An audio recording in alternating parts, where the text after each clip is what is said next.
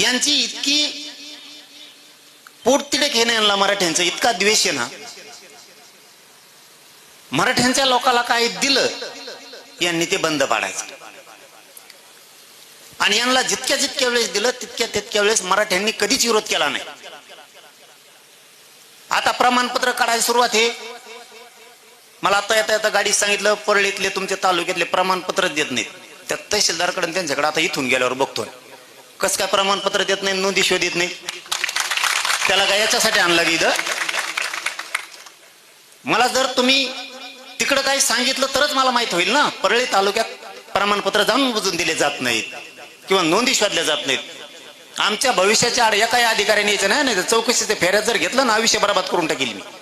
माया नाते लागलं ना मी सोडित नाही. मग तुम्ही याच्याच जातीवाद नाही करायचा. तुम्ही तिकडे निवडून या, तिकडे पडा, त्याच्याशी देणं घेणं नाही. माझं आयुष्य मी माझ्या समाजाच्या लिकी बाळीसाठी, लेकरा बाळासाठी खर्च केलंय. आणि परळी तालुक्यातल्या जर तुम्ही नोंदी शोधित नाहीत, नोंदी शोधल्यात त्याचे जर प्रमाणपत्र देणार नसलेत ना, इथल्या तहसीलदार एडीएम पासून सगळे फेऱ्यात घेईल मी आता गाडीत बसलं की बावनकुळे साहेबांना त्यांना बोलणार आहे की परळी तालुक्यात जर अशी परिस्थिती निर्माण असली त्या अधिकारीच मला चौकशीच्या फेरीत पाहिजेत. कारण त्यांनी तालुक्यातल्या रेकॉर्ड शोधला का नाही याचं उत्तर मी आता इथून गेल्याबरोबर बावनकुळे साहेबांकडून घेणार आहे. 19 तारखेला हे विषय मी कॅबिनेटला घ्यायला लावणार आहे. आता उपसमितीचे अध्यक्ष विखे पाटील साहेब आहेत, त्यांनाही सांगणार आहेत परळी तालुका हे का महाराष्ट्राच्या बाहेर अफगाणिस्तान मध्ये आहे का? इथल्या अधिकाऱ्यांनी परळी तालुक्याचा रेकॉर्ड शोधलाच कसं काय नाही, मला याचं उत्तर पाहिजे. इथल्या लेकरा बाळाने मोठं व्हायचं नाही का? इथल्या लेकी बाळीने अधिकारी व्हायचं नाही का? आम्ही उच्च शिक्षण घ्यायचं नाही का? आमच्या बापजादेने हमेशा नुसते कष्टच करायचे. आमचा रेकॉर्ड असून सुद्धा मला ते गाडीत सांगितलं म्हणून बरं झालं. मला सांगितलं नसतं तर मला काय माहित होणार आहे. ज्या ज्या तालुक्यातले लोक सांगतात त्यांच्या कामं सुविधा लावायचा प्रयत्न करतो. तुम्हाला आज सांगून जातो मी, तुमच्यासह महाराष्ट्रातल्या सगळ्या मराठ्यांना सांगून जातो, तुमच्या छोट्या मोठ्या अडचणी असतील तुम्ही सांगत चला. माझ्याकडून होतील नाही होतील, नाही झाल्या तरी चालतील, पण तुम्हाला असणारं दुःख सांगत जा. मी ते सोडवण्याचा प्रयत्न तरी करील. दबून मरायचं नाही अन्यायाखाली अजिबात. तेव्हा क्षत्रिय मराठा असू शकत नाही. दबून मरायची अजिबात गरज नाही. कुणी अन्याय केला त्यांचे लोक लय येत बा आणि यांच्या लयच कमी येत बा, कुणाचे टाप नाही. इथं मी जिवंत आहे ना तर तुम्हाला लोड येऊ देत नाही. तुम्ही टेन्शन घ्यायचं नाही. कुणाला पाय लावायचा नाही, कुणाच्या वाटाय जायचं नाही, अन्याय सुद्धा सहन करायचा नाही. त्याच्यासाठी जन्म नाही घेतला आपण. कुणी यावं आणि आपल्यावर अन्याय करून जावं.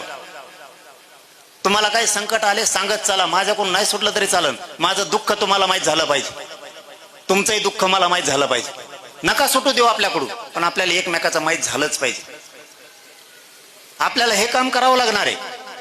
त्याच्याशिवाय आपल्या पिढ्या सुधारणार नाही. तर आपल्या डोळ्यात एकटं आपल्या लेकरा बाळाचं वाटलं होईल. आजकालची दुनिया बदलली. आता पूर्वीसारखं राहिलं नाही भाऊ. कोणी कोणाला तांब्याभर पाणी सुद्धा देत नाही. आता लेकरा बाळाचा विचार करा. मी इथं सांगायला आलो म्हणजे का राजकीय भाषण ठोकायला नाही आलो. आपल्यात एक जुनी म्हण आहे, आपलेच लेकरा बाळ म्हातारपणाला आधाराची काठी असत.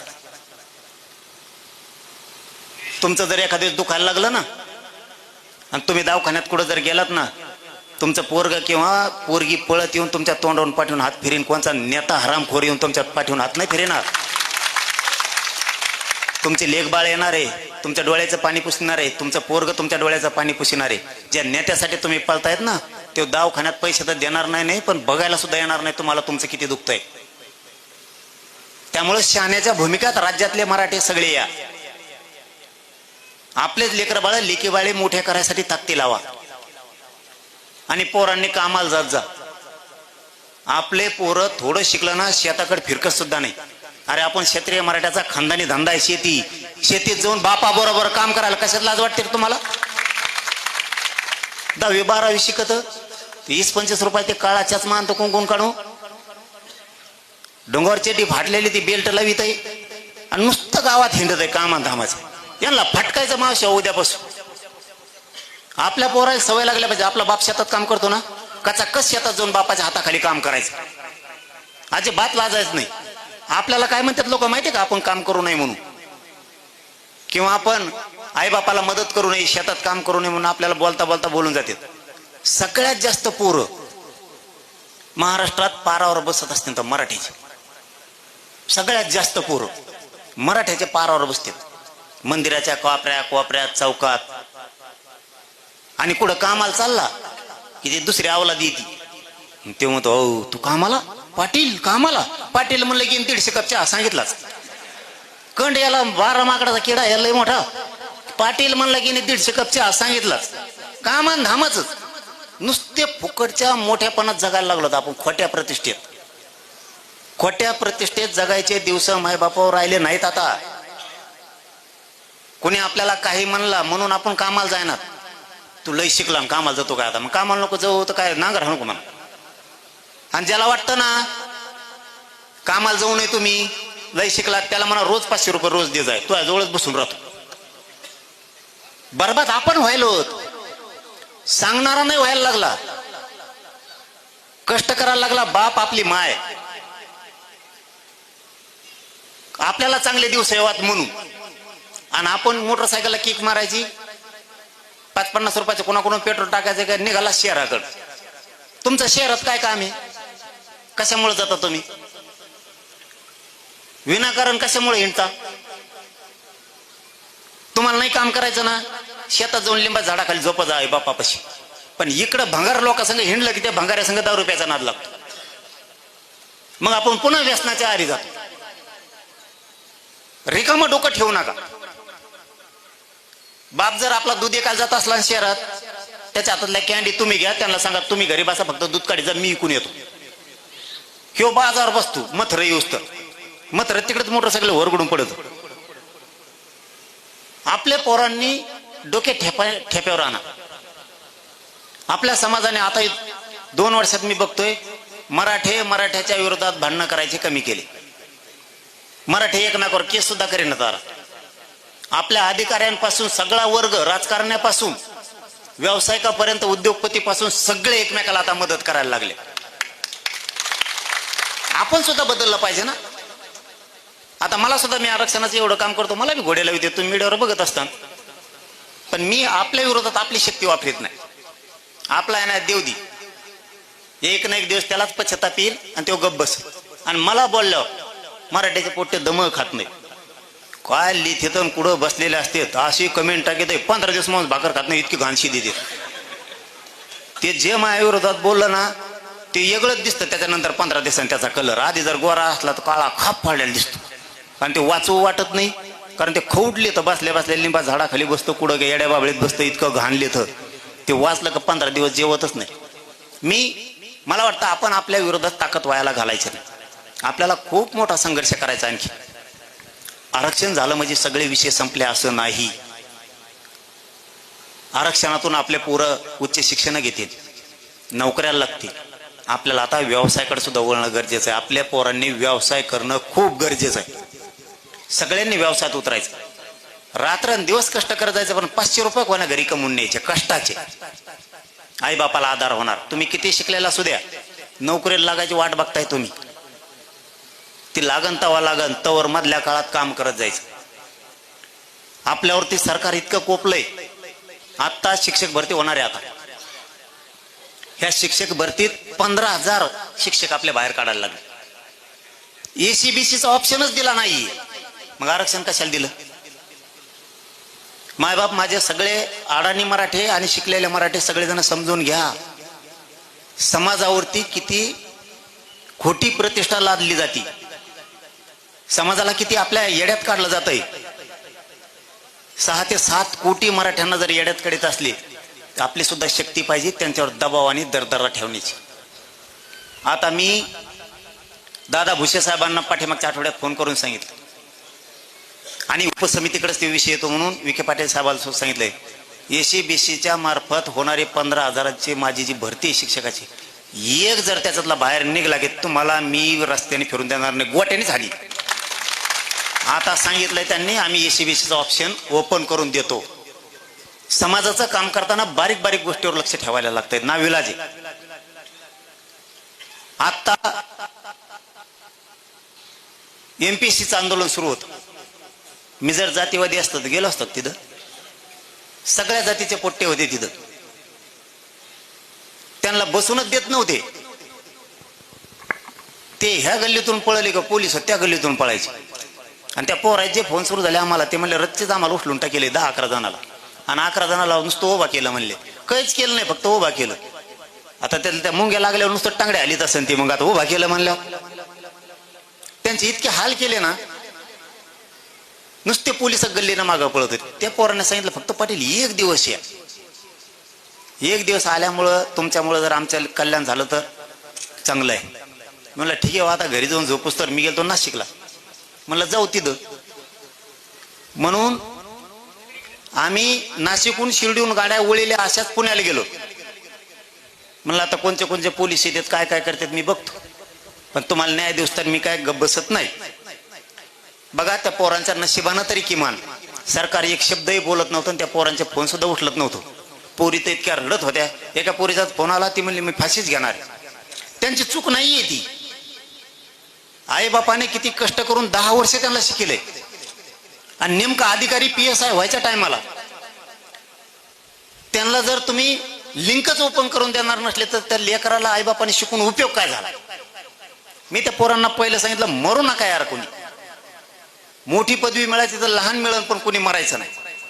मग आता सरकारने स्वतः देवेंद्र फडणवीस साहेबांनी आणि शिंदे साहेबांनी फोन करून सांगितलं केंद्रीय मंत्री मुरलीधर मोहोळ साहेबाकडं आणि उदय सामंत साहेबाकडे की आम्ही या पोरांना वाऱ्यावर सोडत नाहीत, यांना 2 वर्षाची 1 वर्षाची काय जे असतंय मला त्यातलं जास्त माहित नाही, ती मुदत वाढून देतो. सगळे पोरं खुश झाले. मी तिथं जात बघितली का, आम्ही जातीवादी नाही येत, तुम्ही आम्हाला डाग लावता त्याला आमचा नाविलाज.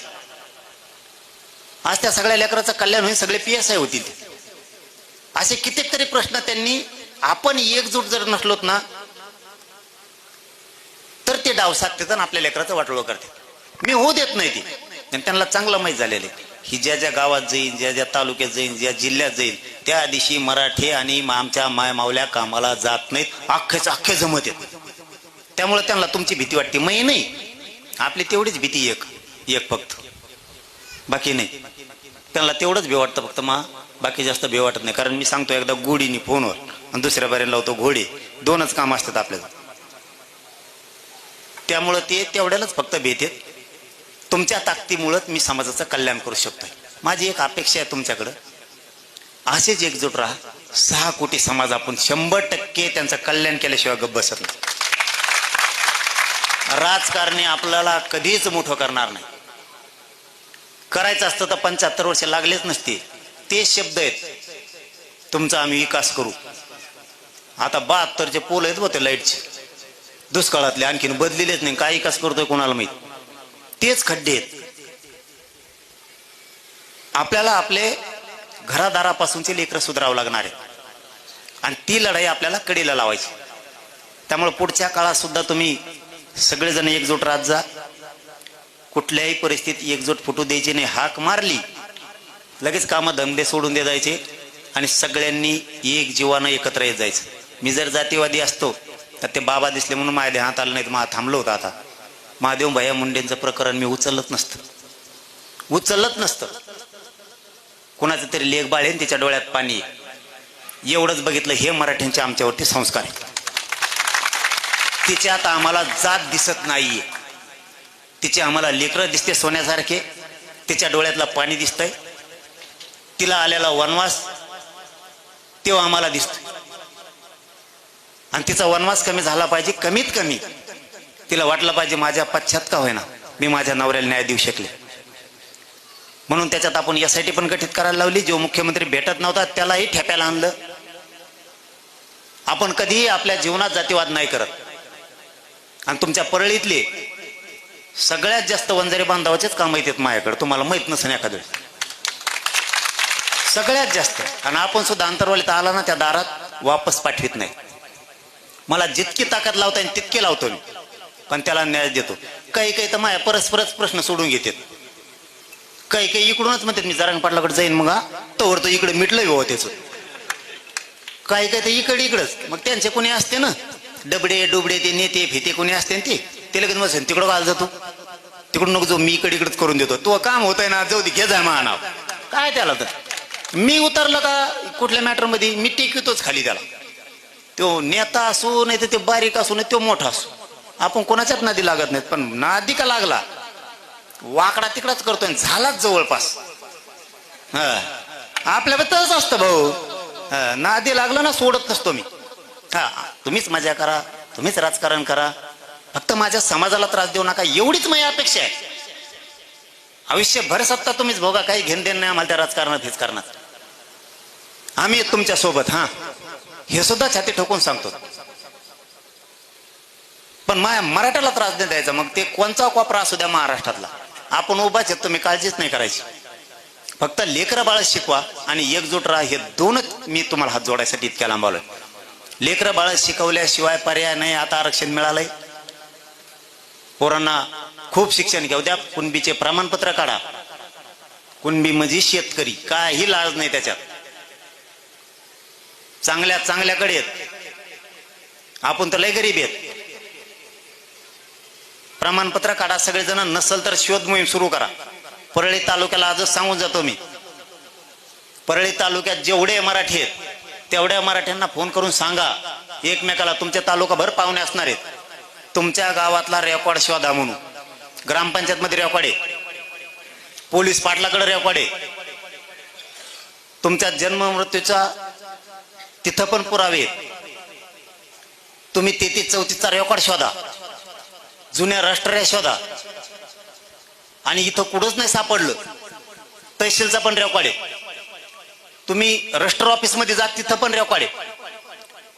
पोलीस स्टेशन मध्ये सुद्धा रेकॉर्ड आहे आणि कारागृहात सुद्धा रेकॉर्ड आहे. रेकॉर्ड शोधायच्या मागं लागा. ग्रामपंचायत मध्ये सुद्धा भरपूर आहे.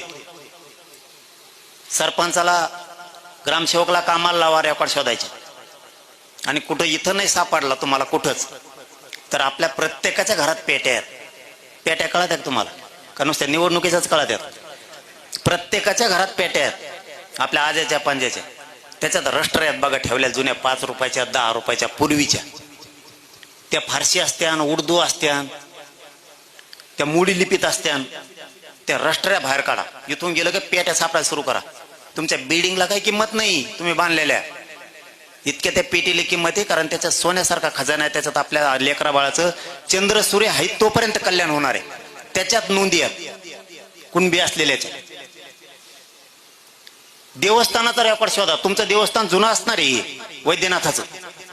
मी नाशिकला गेलो त्र्यंबकेश्वरला, 22 खोल्या रेकॉर्ड सापडला तिथं. 22 खोल्या, लोकांचं आयुष्याचं कल्याण झालं. तुमचा इथला रेकॉर्ड शोधा. आपले पूर्वी दहावे कुठं जात होते, ते 10वे शोधा कुठं जात होते, तिथं सुद्धा रेकॉर्ड आहे. पूर्वी जात लिहिली जायची त्या 10व्याच्या नोंदीच्या पुढं. त्याच्यातून आयुष्याचं तुमच्या लेकराचं कल्याण होणार आहे. त्या नोंदी शोधा. पेटी सुद्धा आहेत. मला वाटतं इकडं लातूरला कुठं पेटीत शोधायचं सांगितलं मी, एक जणांनी पेटी शोधायला सुरू केली, त्याला सोनं सापडलं. तुम्हाला सापडलं त्या नादानी तरी त्याला ते सोनं सापडलं, रेकॉर्ड सापडला, कुणबी प्रमाणपत्र पण निघाले. आणि त्याची पोरगी MBBS ला लागली सुद्धा. आता 1 करोड रुपये लागतात MBBS ला, 1 करोड. प्रमाणपत्र असलं ना, थोड्या फीस मध्ये तुमचं पोरग MBBS होणार आहे, PSI होणार आहे, SP होणार आहे, प्रत्येक क्षेत्रात जाणार आहे. नांदेडला एक आपला IPS झालाय आता कुणबीतून. लेकरं 5-6 वर्षात खूप नोकऱ्याला जाणार आहेत. पण रेकॉर्ड शोधा, गप्प बसू नका. इथं नसेल तर पाहुण्याकडं. आणि आपलं प्रत्येकाचं गाव मूळ गाव नाही या. आपण 100 वर्षापूर्वी 150 वर्षापूर्वी कोणचं ना कोणतं तरी दुसरं गाव आहे आपलं. ते गावात तिकडं सुद्धा शोधायला जा. तिकडचा रेकॉर्ड सुद्धा सापडला तरी तुम्हाला कुणबी प्रमाणपत्र मिळतील. कारण प्रत्येकाचं आडनाव बदललंय आणि गाव सुद्धा बदललंय. तिकडं सुद्धा रेकॉर्ड आहे. आणि काहीच नाही झालं तर आता आपण 2 सप्टेंबरचा JR काढलेलाच आहे. तुमच्या आडनावाचं माणसाचे पुढे निघलेले असले की झालं, तुम्हाला बी मिळालं. कारण आपलं कुळच एक हे सगळ्यांचं. त्याच्यावर सुद्धा आता प्रमाणपत्र सुरू झालेत आणि होतील सुद्धा. मी ही माहिती मला तुम्हाला देणं गरजेचं होतं. आता लय वेळ उभा राहिल्यावर मला लय वेळ दम निघत नाही. काय झालं? काही नाही का? मी असल्यावर काय होत नसतं म्हणा, कारण मी बी लय सुईचा नाही, मी काय संत नाही ना. आपलं मग डोकं गरम झालं की पुढचा कार्यक्रमात लावत असतो मी, आडा उभा कसा. इथून पुढच्या काळात जाता जाता फक्त माय मावल्या आणि इथं बसलेल्या सगळ्या बांधवांना सांगतो, हाक मारली की उभा राहायचं. काम धंदे सोडून जोपर्यंत मराठ्यांची एकजूट असेल तोपर्यंत मराठ्यांच्या पदरात यश आणि विजयच पडणार. आणि 19 तारखेला आपण आंतरवाली शिवजयंती ठेवली. सगळेजण आंतरवालीत या शिवजयंतीला, कुणी गैरहजर राहू नका. पण सकाळी सूर्य उगताच फुल टाकायचं राजाच्या पायाला. सूर्य उगता क्षणी राजाच्या पायावर फुल पडलं पाहिजे. परत म्हणतात गार आहे, थंडी लय वाजते, वा लय ऊनच हे. बापापेक्षा आपल्या राजापेक्षा आपल्याला आयुष्यात काही मोठं नाही. सगळ्यात मोठा देव आपला छत्रपती. अजिबात विचार नाही करायचा थंडीचा आणि कशाचा. सूर्य उगता आपल्याला